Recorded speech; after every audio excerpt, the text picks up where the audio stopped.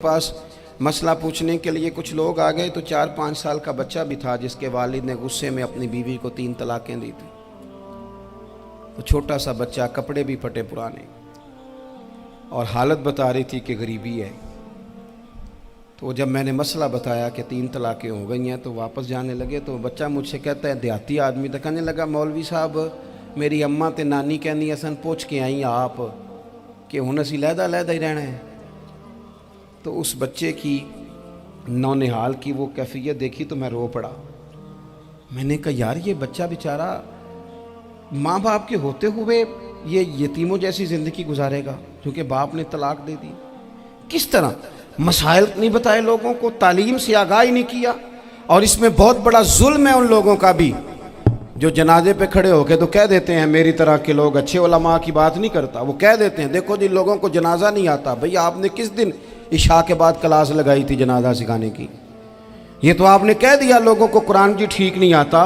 तो यहाँ तो बेचारी बीबियाँ जिनको सही पढ़ना नहीं आता वो मिशन बना लेती हैं कि मैंने इतने 100 को कुरान पाक पढ़ाना है, बेवा हो गई हूँ, तलाक याफ्ता हो गई हूँ, सारी ज़िंदगी कुरान पढ़ाऊँगी।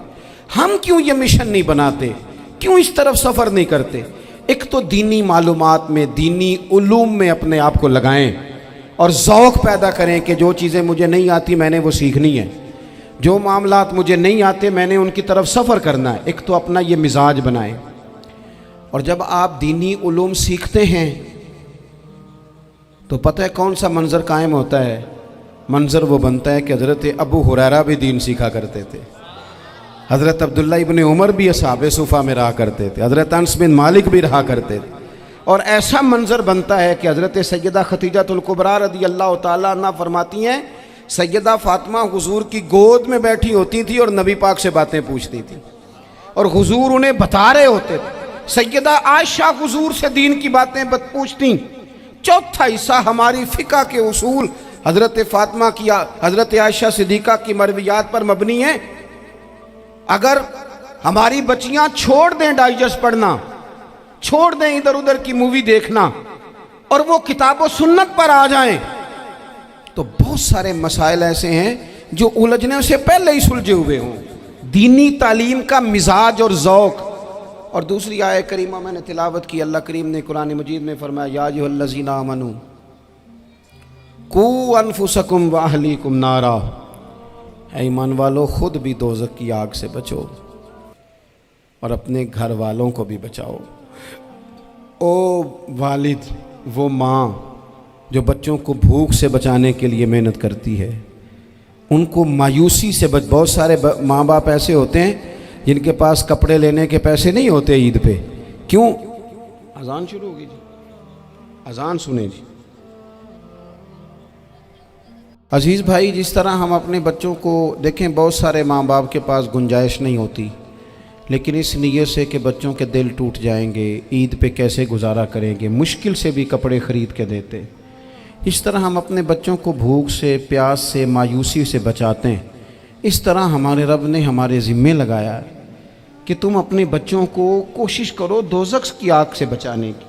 हज़रत उमर फ़ारूक रज़ी अल्लाह तआला अन्हु ने अर्ज़ किया था, या रसूल अल्लाह सल्लल्लाहु तआला अलैहि वसल्लम, इस आया करीमा का माना क्या है?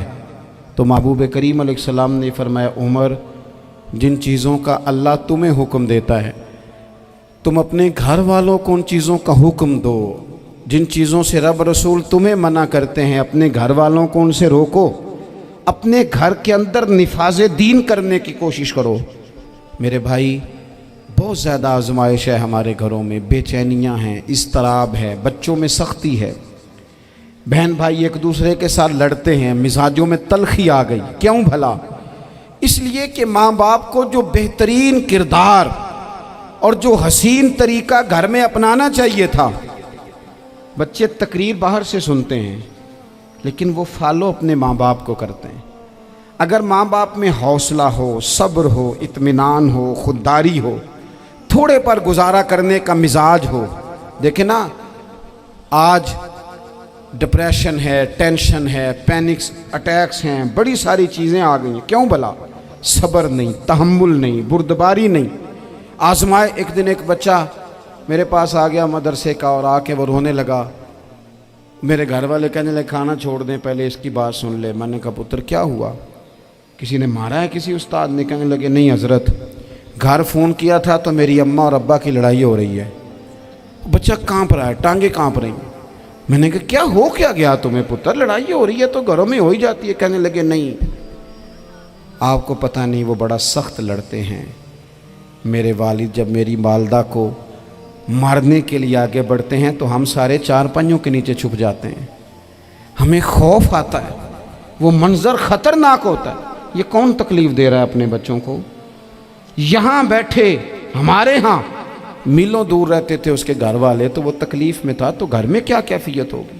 اگر حوصلہ ہو, صبر ہو, قناعت ہو, اللہ کے دیے ہوئے تھوڑے رزق پر ہمیں راضی رہنا آتا ہو, ہمارے گھروں میں سکون آئے, اطمینان آئے, ہم جو زندگی بڑی خوشی خوشی گزار سکتے ہیں.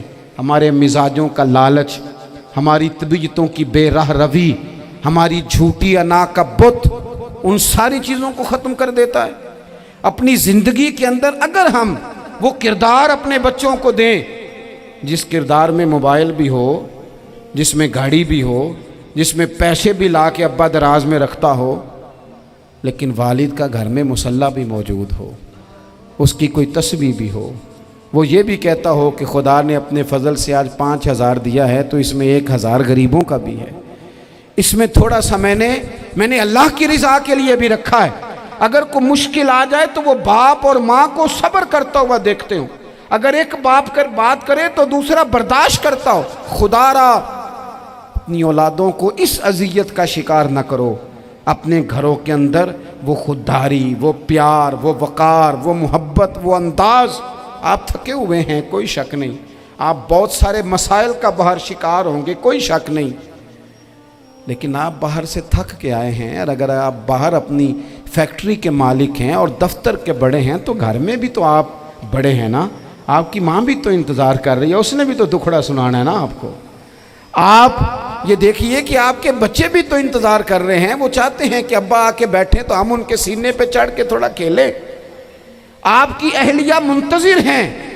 کچھ باتیں بیوی کسی اور سے نہیں کہہ سکتی, صرف اپنے شوہر سے کہتی ہے, لیکن وہ تو آتے ہی جلال میں آ گئے صاحب. وہ کہنے لگے تو بڑی نالائق ہے, میں تھکا ماندہ آیا ہوں اور تو نے مجھے کہانی سنا دی ہے. وہ اس خاتون سے شدت کے ساتھ پیش آنے لگے. میرے رسول پاک کی حیات نور کو دیکھو, حضرت ام ایمن حضور کی رضائی والدہ ہیں, ان کی بھی خدمت ہو رہی ہے. حضرت حلیمہ سعدی آ رہی ہیں تو خدمت ہو رہی ہے. حضرت عباس حضور کے چچا ہیں تو کریم فرماتے ہیں میرے چچا ہیں باپ کی جگہ پہ. حضور دوست احباب صحابہ غلاموں سب کے ساتھ پیار کر رہے ہیں. 9 ازواج مطہرات ہیں گھر کے اندر, اور کیفیت یہ ہے کہ حضور صرف ان کی ضرورتوں کا ہی خیال نہیں کرتے, خواہشات کا ہی خیال نہیں کرتے, بلکہ میرے کریم کا طریقہ یہ ہے کہ کوئی بندہ آج بول کیا رہا ہے, وہ کہاں کھڑا ہے آج, اس کے جملے کس طرح کے ہیں, اس کا لہجہ کس طرح کا ہو گیا ہے اور اسے ٹھیک کیسے کرنا ہے.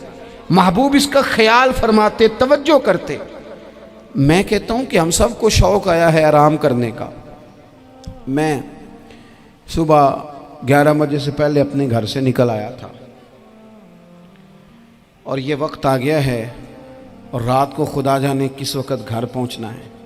کئی دفعہ کیفیت یہ ہوتی ہے کہ گاڑی سے اترتے ہیں تو پھر دل کرتا ہے کہ کوئی اٹھا کے چلائے نہ کبھی.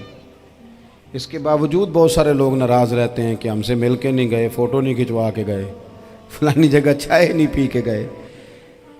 یہ تسلسل ہے. لیکن میں جتنا مرضی تھکا ماندہ گھر جاؤں گا نا, کبھی ایسا نہیں ہوا کہ میں گھر جاؤں تو بڑی ٹینشن میں جاؤں. میری گھر والی ایک دن مجھ سے کہنے لگی آپ نے کبھی نہیں کہا کہ میں تھکا ہوا آیا. بندہ تھک بھی تو جاتا ہی ہے نا, کبھی کہاں کرے نا. میں نے اسے کہا پتہ کیوں نہیں کہتا, اس لیے نہیں کہتا کہ میں نہیں چاہتا کہ میرے بچے یہ کہیں کہ ہم نے دین نہیں پڑھنا, ہمارا باپ تو بڑی مشکل میں ہے. ہم اپنے کام کے بارے میں اپنے گھر میں شکوے کرتے ہیں. آپ کسی بچے سے پوچھ لیں کون سا کام کرنا ہے, کہ جڑا ابا جی کر دے رہے ہیں وہ نہیں کرنا. کیوں کہ ابا جی ہر روز تو کہتے ہیں میں بڑا الجھ گیا ہوں, یہ کام بڑا مشکل ہے. میں چاہتا ہوں کہ میں اپنے بچوں کو یہ بتاؤں کہ پتر میں تو جدھر جاتا ہوں پھول ہی پھول ہیں. میں تو جدھر سے گزرتا ہوں محبت ہی محبت ہے، میں تو جدھر سے دیکھتا ہوں دعائیں ہی ملتی ہیں، تاکہ ان کا شوق پیدا ہو۔ میرے عزیز، آپ تھوڑا سا دل بڑا کریں۔ اگر آپ ایک کی وجہ سے پورا گھر سکون میں آ جاتا ہے تو آپ دل بڑا کیوں نہیں کرتے؟ جگہ ڈھونڈتے ہیں بس مجھے کوئی تنگ نہ کرے، کوئی میری باپ ماں بدولت کو کوئی پریشان نہ کرے۔ بخاری شریف سنیے، حضرت عائشہ صدیقہ رضی اللہ تعالیٰ عنہ بیٹھی ہیں، حضور فرمانے لگے عائشہ آج ایک بات نہ بتاؤں تمہیں؟ یا رسول اللہ بتائیے۔ حضور فرمانے لگے جب تم مجھ سے ناراض ہوتی ہو تب بھی مجھے پتہ چل جاتا ہے، اور جب راضی ہوتی ہو پھر بھی پتہ چل جاتا ہے۔ تو حضرت سیدہ عائشہ صدیقہ بات سن کے بڑی خوش ہوئیں، یا رسول اللہ وہ کیسے؟ حضور فرمانے لگے کبھی کبھی تم قسم اٹھاتی ہو۔ یا رسول اللہ ہاں۔ فرمایا جب ہوتی ہو نا راضی، خوش، تو پھر کہتی ہو مجھے رب محمد کی قسم صلی اللہ علیہ وسلم، پھر تم میرے نام کے ساتھ رب کریم کا نام ملا کے قسم اٹھاتی ہو، رب محمد کی قسم۔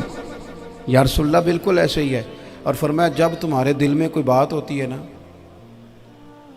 تو پھر تم کہتی ہو مجھے رب ابراہیم علیہ السلام کی قسم، پھر تم رب محمد نہیں کہتی۔ یہ بخاری مسلم میں موجود ہے۔ حضرت عائشہ صدیقہ نے تو بات سنی تو کھل گئی طبیعت، کہنے لگی کریم صدقے جاؤں، یہاں تک خیال فرماتے ہو؟ کس کے جملے کہاں پہنچ گئے، یہاں تک خیال ہے؟ فرمایا مجھے پتہ چل جاتا ہے کہ تمہاری کیفیت کیا ہے، کہاں کھڑی ہو۔ اور بھئی ہم تو اپنی ماں کا بھی خیال نہیں رکھتے۔